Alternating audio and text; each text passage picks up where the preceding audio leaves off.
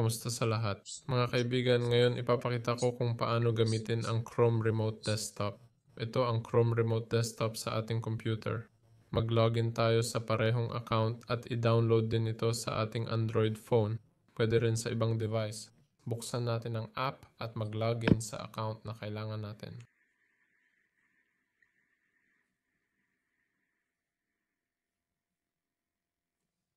Ayun.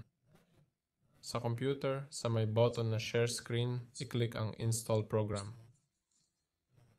Ito ay magiging add-on extension sa ating browser.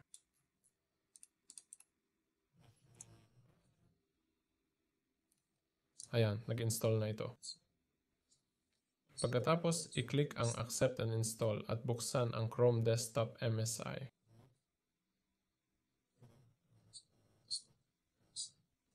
Tapos, i-click ang generate code.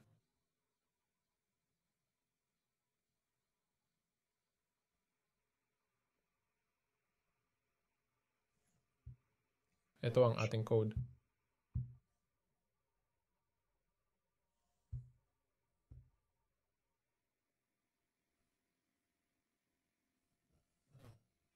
Sa Android phone, i-click ang remote support.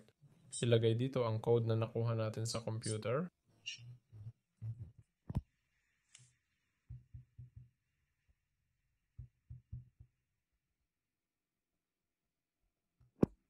Nilagay na natin ang code, i-click ang connect. Nagko-connect na. Dito sa computer, bigyan natin ng permission. At ayan na ang ating computer. I-click din natin ang allow para magamit natin ang ating computer. Pwede ring i-click ang stop sharing. At dahil dito, huminto na ako sa pag-share. Yun lang po, paalam sa lahat.